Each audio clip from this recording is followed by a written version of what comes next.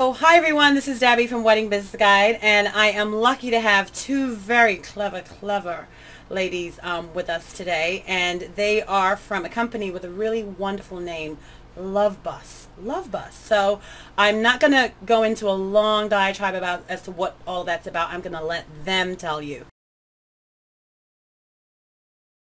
I'm Alissa Hall-Perine. And I'm Amanda Hall-Perine. This is my wife. Yes. Yes. And we've been married a year and a half. We had a 1.5 anniversay party to commemorate that.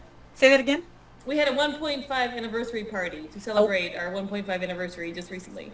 A 1.5 anniversary. I love it. I love it. So, I mean, takes a different take on a milestone there. Okay, so a year and a half. So what happens at the 2-year mark? There will be no party because we got married in December and it was really cold outside.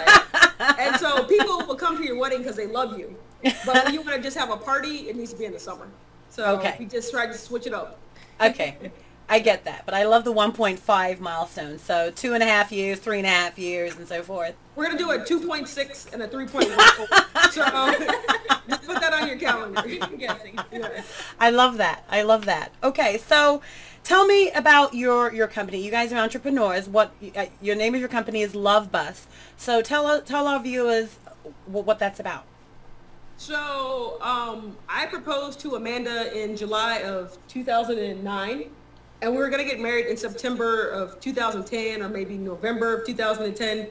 But I became such a groomzilla that my mom was like, if you don't speed this up, she's not going to marry you. She just might leave me. And I was like, what are you talking about? And so we decided just to get married in December 2009. We're just going to have our mom there with our sisters and do a quick ceremony and maybe have a party in D.C. And then our friends were... And because it wasn't legal in D.C. at the time, so we had to go to Connecticut, which was the closest place where it was legal. Okay. So we were just going to go up there with our moms and our sisters and have a little ceremony. And then maybe have a party when we got back. And then our friends were like, well, how come we're not invited? And I was like, I didn't think you'd want to go. And they're like, well, you better invite us. And so we started inviting our friends, and then people just kept saying yes. And we're like, well, how are we going to get all these people to Connecticut? So we chartered buses, and we took, on the way up, we took 50 people to Connecticut with us. And we called it the Love Bus. And then on the way back, we actually had 2 buses. We brought 80 people back. Wait a minute. You brought back more people than... Yes. Because we had a party in New York. We had a morning reception for brunch in Connecticut. And then people who had been in New York or wherever, they joined us. And then they came to D.C. because we had another reception in D.C. on the same day. So they wanted to come to the second party. So you guys have given the term destination wedding a whole new meaning. Destinations wedding is what it sounds like. It was such a orchestrated event. There was snack bags with everyone had a personalized button and everything was branded to the key. And afterwards, everyone told Alissa, you need to do this for a living because it was so well organized. And everyone was like, you should do this for a living. And then when gay marriage became legal in D.C., she decided to do it. And after we got married, I think I got a little depressed because once you plan your wedding, you're so excited about it. And I was like, well, now what? And Amanda's like, oh, we're married. And I was like, no. I'm the prize. I wanted more. So hence you took on, so you decided, okay, I enjoyed the planning process and that was so much fun. I think we're going to take this and make this into a business. Yeah, basically. And then one of our friends was like, I really believe in what you want to do. And she gave us some startup capital, and we just made it happen. Oh, wonderful. Okay. Yeah. So viewers, just to enlighten you, in case you haven't noticed, so this was a same-sex union, and both of you live in, I have to be obvious sometimes, live here in D.C., in the D.C. area. At that time, that was not legal. So that was the reason why you had to get married in another state. So had this happened last week or a couple of weeks ago, then the bus part of it would not have, likely wouldn't have happened. Is that safe to say? It would have happened, but I'm just very thankful that I'm glad it's legal here now, but I think the bus has really created such a memorable experience, and people still talk about the bus a year and a half later because we showed movies, we stopped for like Popeye's chicken, like you name it, like we did it on that trip. You did it. Yeah. So I was looking at your website here, and you've combined a new name with your first names. Yes. Amanda and Alissa. Yes. So because one of our friends was like, oh, every power couple, like, Brangelina needs a combo name. So she came up with Mandolisa. Mandolisa. I love that. Mandolisa.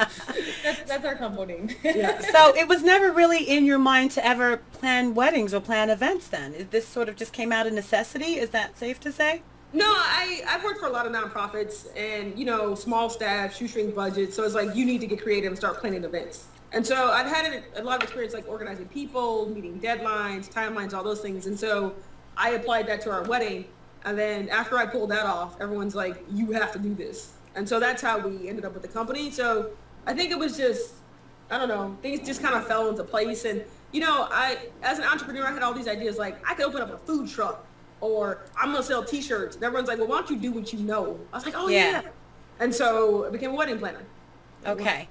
And I mean, I think that's a perfect response because I'm an advocate of doing what you love and being what you're passionate about, because then it doesn't feel, not only does it not feel like work, but on those days when things are a little tougher than you'd like them to be, then I think the drive is there to just keep going when there's something that you're feeling within that you truly want to do. Yeah, and like one of the things we do is like we keep all the invitations from our couples like very accessible in our office. So you like when you're having a tough day, you're like, wait a minute, this is why I do this, and you like look at pictures of them, and you're like, that's the happiest I ever saw them. Like people just glow on their wedding days, and so I really want to be a part of that. Amanda wants to be a part of that, and so it just works out. Okay. And Amanda, what were you doing before Love Bus became a company? I'm actually a physical therapist, and I still do that when I'm not helping her. Okay. I work with kids, so it's good. It gets me out of her hair sometimes, so that we can stay married. So that's good. We have some part time as well. So I was just because I wonder about planner type. I'm more of the brawn of the relationship. Okay. When it comes to the planning, I lift the boxes and put them where she tells me to. Because you can't really have two planners. No. So there's a balance there. Okay. There's lots of balance. Yeah. That's good. That's good. So we figured out where the idea came from. How did you get your first paying client? How did that happen? Our first paying client was at an HRC event at HRC. HRC is the Human Rights Campaign. They do a lot of lobbying for like queer rights in the country. And they had an event. They hosted an event for an organization called Smile, which is like a local LGBTQ youth organization. And so they had this event called Women for Smile, which is a big networking event. And believe it or not, we're actually both pretty shy. But our friend was like, you have to go to this event. Yeah, so we were at this networking event, like cowering in the corner, not talking to anyone. Like trying to avoid eye contact with anyone. Our friend drug over this couple. It was like, they're getting married. And they're wedding planners. Discuss. Yeah. And that's how we got our first client. Yeah. And they called us maybe 3 months later. And they became our first paying clients. And they're actually now good friends of ours. And they're actually doing some stuff for Love Bus. So. Okay, so how did you go about that? Did you just follow the same steps that you went through for your wedding? Did you go online? Did you check out any certification courses? Was that ever a thought in your mind? How did you go about planning that wedding for someone else?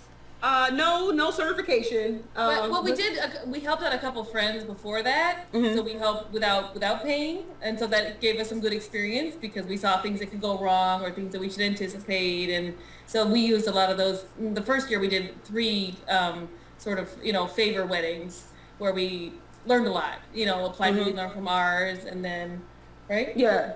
And then, we just, because I've done some events, we just use a lot of templates, like Google Docs has a good wedding template, and we adapted that for our needs. And, there was a lot of stuff we had to figure out in growing pains, but we made it work. And we just had to put in a lot more hours trying to plan their wedding. Like now, if that same couple came to us, I could plan it in half the time. But we just had to learn and figure out what we were doing. How much time did it take you to plan that wedding? Wow. I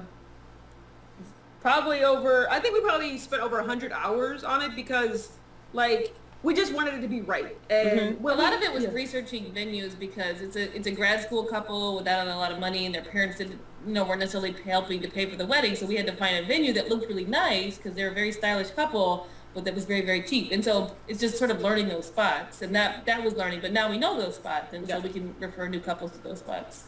Yeah. And how was it finding vendors? Now, this is another same-sex couple.